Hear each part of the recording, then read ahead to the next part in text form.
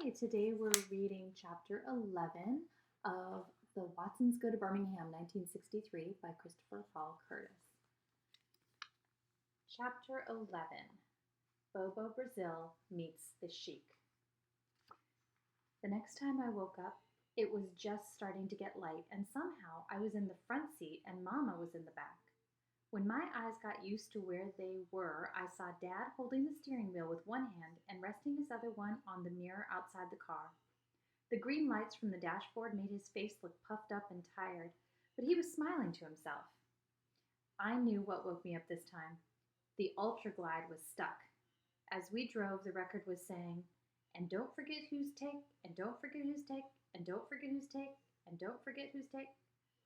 I started to say something to Dad, but he looked pretty happy, and before I could open my mouth, the record hypnotized me back to sleep.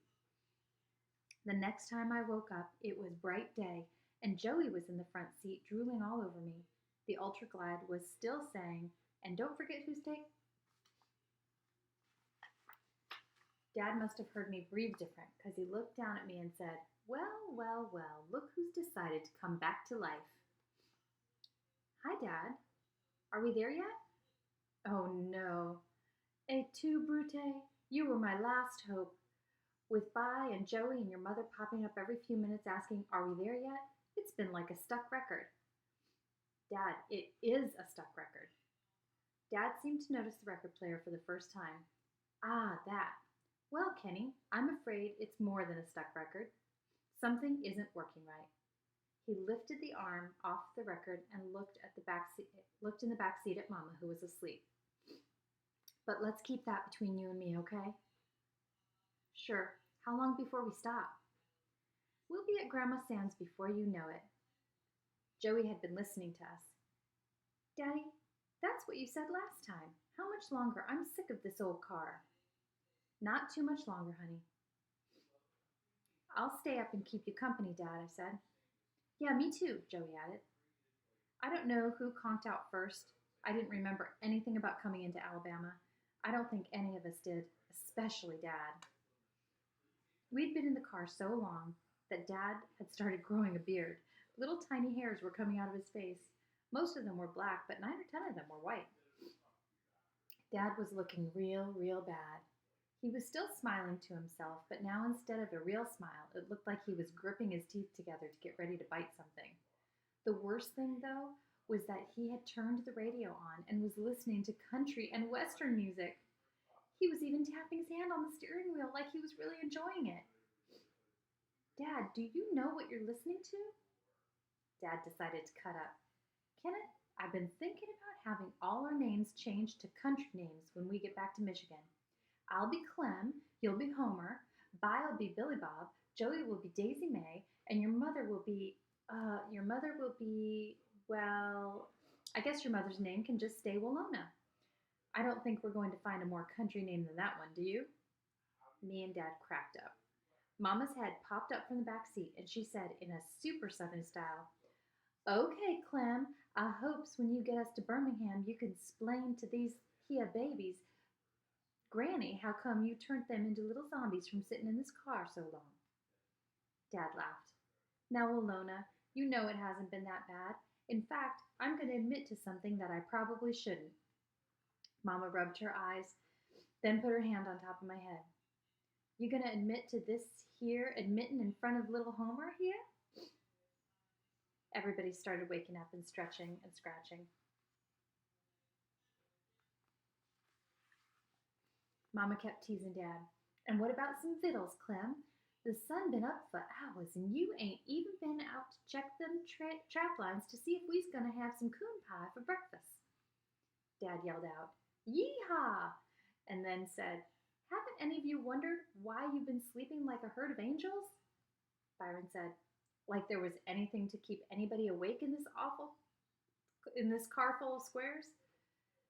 "Anyway," Dad said, "I'm gonna let the cat out of the bag. I've been using 2 kinds of mind power to keep this trip going so smooth. First, after a while, I started locking into the road and there was nothing to it, just me, the road, and the brown bomber, and tuned into one hum, and as long as I listened to that hum, everything was fine. My biggest worry was you, Alona.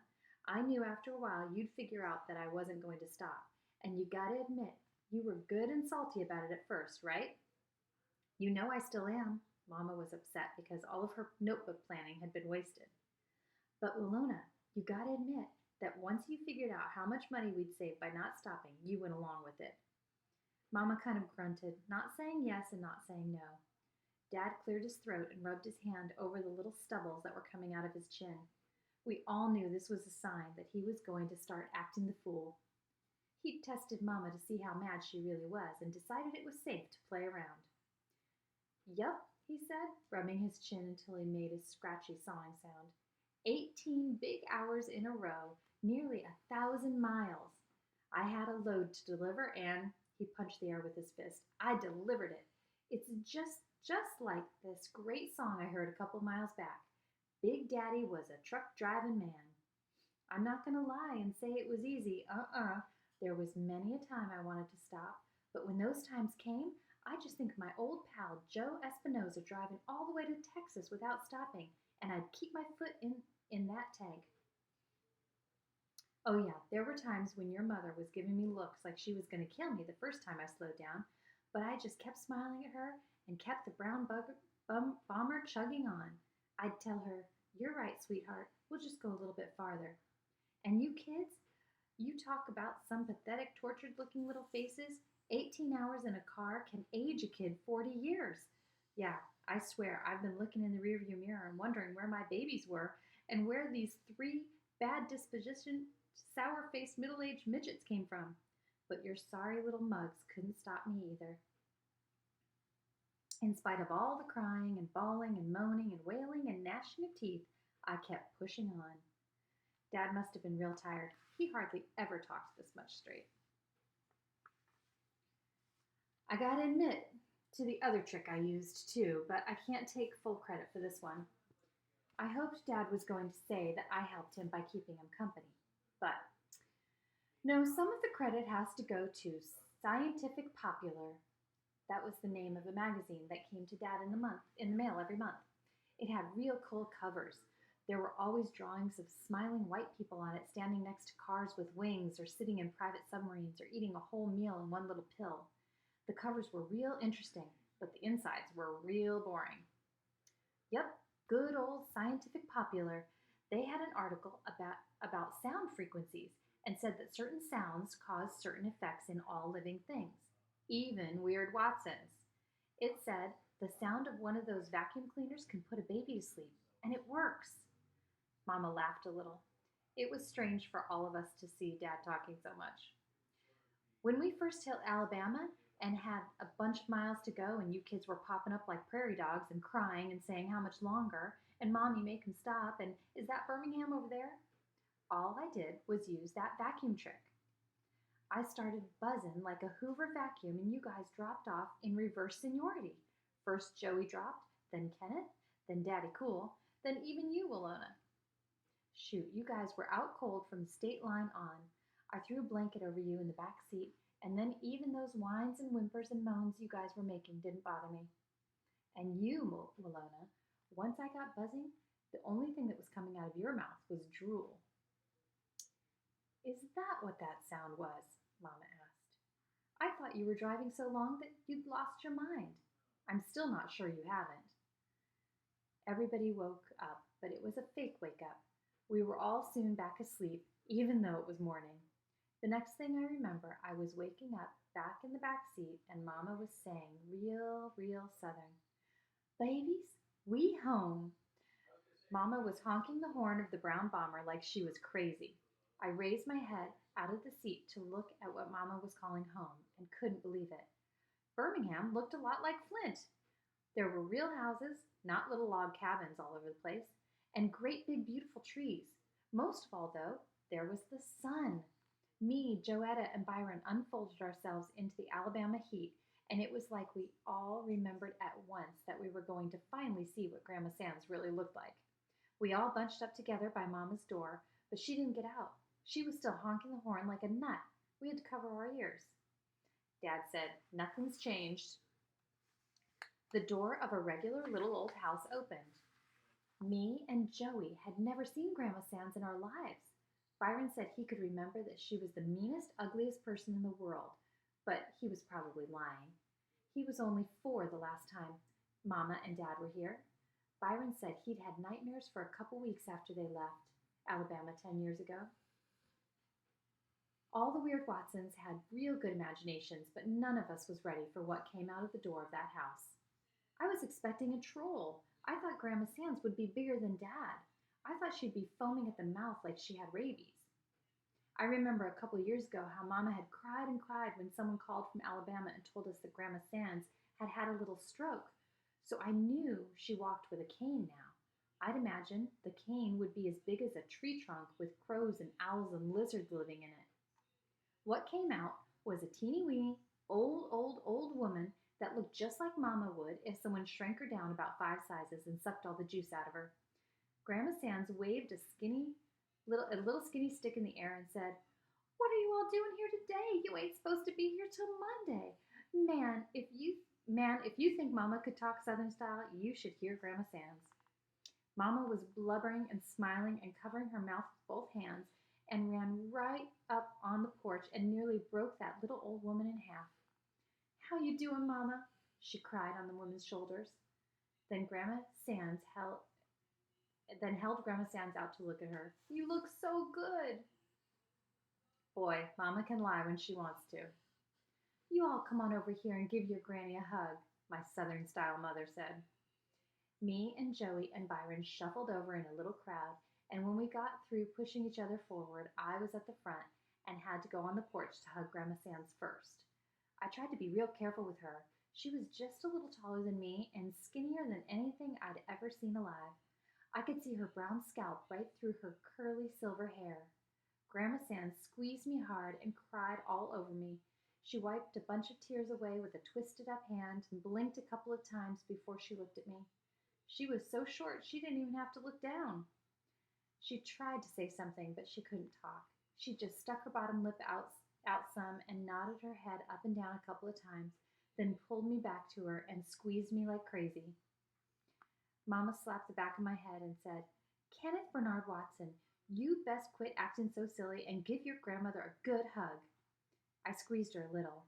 A smell like baby powder came out of her when I did. I really think I could feel her lungs when I touched her back. I don't know what got Joey started, but she was off to the races with her tears. She was the only one who'd practiced what she'd say to Grandma Sands. She sniffed a couple of times and said, "Hi, Grandma Sands. It's a real pleasure to meet you." You could only half understand what she was saying. She was blubbering so much. Grandma Sands matched Joey tear for tear. They squeezed each other for a while. Then Grandma Sands got her little squeaky voice back and said to Mama, "Lord, Lona, if this child ain't you, look at this baby, just as pretty and sweet as you." Mama and Joey grinned like 2 nuts. Byron was next. This was what I'd dreamed about. These were the 2 meanest, most evil people I'd ever known, and I knew only one of them was going to come out of this alive. There was going to be a battle something like Godzilla met King Kong, or if Frankenstein met Dracula, or like when the champion wrestler Bobo Brazil meets the Sheik. I'd imagined that a week or 2 after we got back to Flint, we'd get a phone call from Alabama with the winner of the big battle on the other end. If it was Byron, he'd talk kind of cool and low out of the corner of his mouth and say, "Shoot, man, you better come get this old chick. I ate her alive." If Grandma Sands won the battle, we'd have to hold out the phone away from our ear while she shouted, "Lona, you called this child bad? This little saint is ready to come back north and go to Sunday school and scrub y'all's floors." But as soon as I saw Grandma Sands, I knew that Byron would destroy this poor old woman. I was even afraid Mama might decide not to leave him in Alabama. Byron walked up on the porch real cool and kind of bent over to give Grandma Sands a hug. Grandma Sands squeezed him hard. "Lona, what you teach these babies up north? Don't they know how to give no one a proper hug?" She held Byron by the arms and looked at him from top to bottom. "You grew up to be a fine-looking boy. You was so puny when you was born you nearly worried us crazy. Got strong, too." She slapped Byron's arm, and he kind of laughed. Grandma Sands reached up and ran her wrinkly old lady hand over Byron's head. A little short on hair, but we're going to get on just fine. What do you think, Vi? Yes, ma'am. Good, good. See, there's lots of things you can do down here. Mr. Robert ain't much help as he used to be, so all them things he used to do, you can do now. Mom said, Who? Mr. Who? Dad came up on the porch and got a ton of hugs and tears too. Then Grandma Sands pulled everybody together. Her little arms could only get around one person at a time, but as the weird Watsons stood there with some of us laughing, some of us crying, and some of us looking cool, it felt like we were all wrapped up in a big ball. Grandma Sands kept saying, My family, my beautiful, beautiful family. Except with that Southern style accent and all the weeping, it sounded like she was saying, Fambly. Finally, the crowd started breaking up and Grandma Sands said, Now what am I going to feed y'all? I wasn't expecting you till Monday. Me and Mr. Robert usually just has leftovers on Sunday, but I guess if I'll go down to Job's and pick up some things, we can have chicken tonight. You good at following directions, Byron? Huh? Vi's face twisted up. What? Grandma Sands' voice popped like one of those big brown grocery bags being snapped open. Vi looked surprised and said, I meant, huh, ma'am? You good at following directions? Job's is a good little walk. I said, He can follow directions real good, Grandma Sands. He's not as dumb as he looks. I shut up real quick and wished I hadn't said anything when Grandma Sands looked at me and said, Lona, maybe there's two who should be spending the summer down here with their granny. Everybody started going inside the ugly little house. Mama sounded worried. Mama, who is this Mr. Robert?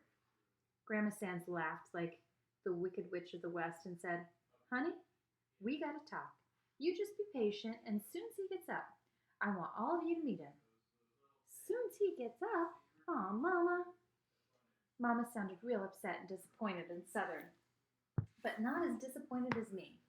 The way Byron kept his head down and was smiling, saying, Yes, ma'am, this, and no, ma'am, that, it looked like he had surrendered before the first punch was thrown.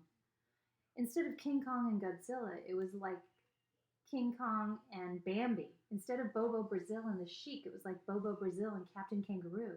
Instead of Dracula and Frankenstein, it was like Dracula and a giraffe. And Byron was all neck. He knew exactly what I was thinking.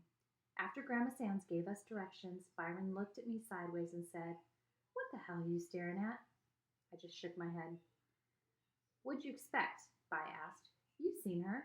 That bird's as old as dirt. She's so old, I bet she used to step over dinosaur turds. I ain't gonna have her death on my hands. I knew that was a lie. It seemed like all of the fight was out of Byron, and we'd only been in Birmingham for a couple of minutes.